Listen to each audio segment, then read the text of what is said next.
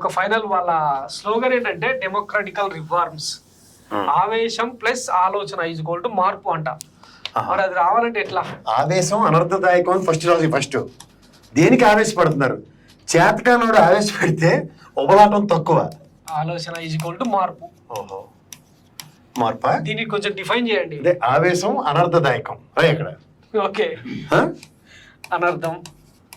అనర్థదాయకం. Okay, ఆలోచన అంటే ఏంటంటే విజన్ 2020. ఆగు, విజన్ 2020 అంటే నువ్వు దేనికైతే ప్రభావితం అయ్యో, సెంట్రిక్ హైదరాబాద్ చుట్టూ తిట్టితే నువ్వు మీ వెంకయ్యనాయుడు కలిపి ఎడదీసేసిన తర్వాత హైదరాబాద్ గాలికి వదిలేసి మేము బెచ్చాడు ఆడుకుంటున్నాం ఆంధ్రప్రదేశ్లో.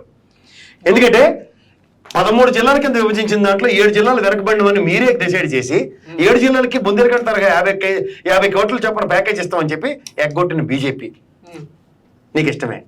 ఇప్పుడు మళ్ళీ సన్నిధానకు పోయావు అని చెప్తే ఆలోచన అస్సలు ఉంది అనుకుని భ్రమించి ఆ రోజు మీకు ఎన్డీఏకి పట్టం కడితే ఆలోచనే లేదని 23 స్థానాలకు పరిమితం చేసిన ప్రజలకి నీకు ఆలోచన అన్నది లేదు అన్నది మార్పు అంటారా?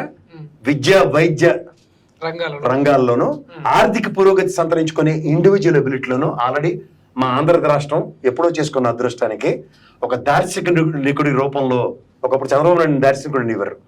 ఎందుకంటే విజన్ 2020 రూపకర్త అని కాదు, ఏడు దాటిన తర్వాత బోడిమాల సిద్ధాంతం కనిపెట్టినందుకు దార్శనికుడు. ఈ మార్పు అనేది ఆల్రెడీ రాష్ట్రంలో చిన్న పిల్లల దగ్గర నుంచి ఈ రోజు వృద్ధాప్యంలో పెన్షన్ అందుకుంటున్న వాళ్ళందరి జీవన ప్రమాణంలో మార్పు సంతరించుకుంది. అంచేత మీరు కన్న కళలు, అందుకే నేను ఇందాక అబ్దుల్ కలాం గారు రెఫర్ చేశాను, కళలు మంచివైతే సాధికారత కొంతమంది గొప్ప వ్యక్తులతోనే సాధ్యం అవుతుంది. అది జగన్మోహన్ రెడ్డితోనే సాధ్యం అవుతుంది. మిమ్మల్ని నమ్మినందుకు మాకు బొక్కబోర్ల రోడ్డు మీద వేసి మీకు రోడ్ల విషయం ఇంకోసారి మాట్లాడితే మర్యాద ఉండదని కూడా చెప్పు. ఎందుకంటే వీళ్ళ దొంగల బ్యాచ్ లో కిరణ్ కుమార్ రెడ్డి ఆ రోజు 70,000 కోట్లు రోడ్లకు ఖర్చు అవుతుందంటేనే గవర్నమెంట్ మారిపోతుందో ఆలోచించుకుందామని పక్కెళ్ళిపోయాడు. అది మళ్ళీ చంద్రబాబు నాయుడు బెంచేట్ ఆడుకుంటా బొడ్డోడు పంపించి సిమెంట్ రోడ్లు విలేజ్లో పంచాయతీరాజ్కి కేంద్ర ప్రభుత్వ నిధులతో ఆ రోడ్లు ఏవో వేసి నటించాడు. అది తప్ప ఒరిజినల్ రోడ్లు అయితే కనెక్టివిటీ నేషనల్ లెవెల్కి సిటీ కనెక్టివిటీ రోడ్లు వేయలేదు. అంటే ఆ బ్లేమ్ అంతా జగన్మోహన్ రెడ్డి మీద పెట్టి నాటకాలు ఆడుతున్నారు. ఈయనకి కూడా గత ప్రభుత్వంలో కిలోమీటర్కి 11,000 13,000 కోట్లు చేసేవారు. అది ఇప్పుడు 3 నుంచి 4,000 కోట్లకి జగన్మోహన్ రెడ్డి చేస్తున్నాడు. అందుకని లేట్ అవుతుంది. తర్వాత ఇంకోటి పేలేడు నిన్న ఈ పేలాపనలో ఇంకోటి పేలేడు. ఏంటి పేలేడు తెలుసా? అసందర్భ పేలాపన అంటాను. కాంట్రాక్టర్లు డబ్బులు ఇవ్వలేదు. టీడీపీ వాళ్ళు ఒక మంచి లీగల్ సెల్లో దాన్ని పెట్టాట. నరేగా నిధులు కానీ నాడు నేడు వనం సెట్లు అని దోపిడీలన్నిటికీ బిల్లులు రాని వాళ్ళందరికట ఉండు కోర్టు పరంగా ఆర్డర్స్ తీసుకొచ్చి గవర్నమెంట్ నుంచి బిల్లు పే చేశారు. గవర్నమెంట్ అంటే ఎవరిదిరా భయ్య? మందా తాత ముత్తాతలదా?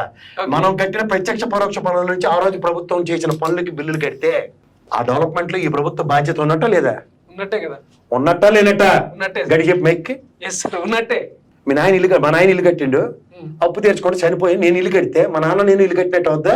మా నాన్నగారు కళ్ళు నేను సహకారం చేశాను కానీ నా దగ్గర డబ్బులు లేక అప్పు తీర్చలేని చెప్తావా?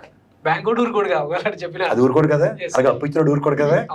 అలాగే అప్పు ఇచ్చినాడు అంటే కాంట్రాక్టర్ ఊరుకోలేదు కదా. అందుకే కదా లీగల్ సెల్ యాక్టివేట్ చేసి 3 పొగురి గారిని కూర్చోబెట్టి మొత్తం బిల్లు ఇప్పించి నువ్వే చెప్పినావు కదా మాకు. ఎంత చక్కని పని చేసింది తెలుగుదేశం పార్టీ. డబ్బులు ఇచ్చింది కేంద్ర రాష్ట్ర ఖజానా నుంచి అన్న ఒప్పుకున్నప్పుడు. ఈ ప్రభుత్వం ఇన్ఫ్రాస్ట్రక్చర్ నువ్వేదో పీకి పందిరేసింది దాంట్లో భాగస్వామ్యం ఉన్నట్టు లేనట్టే. ఫైనల్ గా ఇప్పుడు అంటే టీడీపీ కూటమి ఇచ్చిన హామీలు మంచివంట.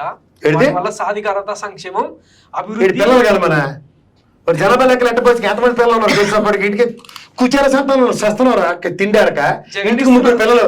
నువ్వు కూడా ఇప్పుడు కూర్చుని 4 జగన్ ఇస్తున్న సంక్షేమం ఏమో అప్పుల పాలు చేస్తుందంట.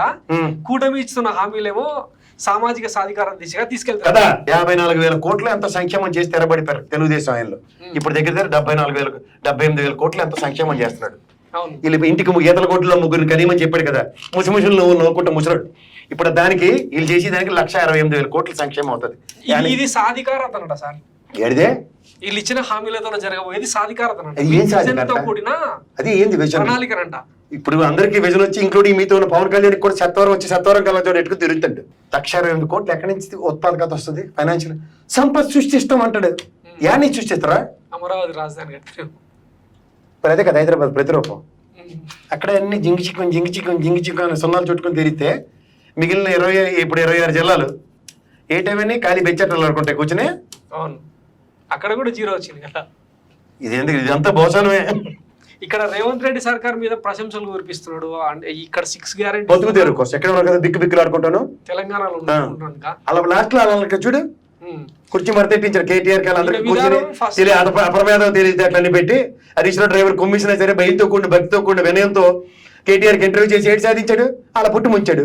ఇప్పుడు ఇక్కడ జింకి చిక్కు భజన చేయబోతే తర్వాత ఏమవుతుంది, గుంటూరు రామకీర్తలు పాడిస్తారు రేవంత్ రెడ్డి. ఆ భయం ఫస్ట్ 3 ఏళ్ళు ఇట్లా ప్రశంసలు కురిపించి చివరి 2 ఏళ్ళు యాక్షన్.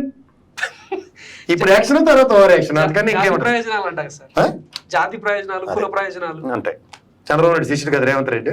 అప్పుడు కూడా టాస్క్ ఇస్తారేమో వెంకయ్యనాయుడు చెవుల్లోంచి దూరి కాపాడని. అప్పుడు మళ్ళీ లాస్ట్ ఇంటర్వ్యూ చేస్తాడు. రేవంత్ రెడ్డి చాలా తెలివిలో నువ్వేం నాకు ఇంటర్వ్యూ చేయక్కర్లేదని చెప్తాడు. Okay, thank you very much sir.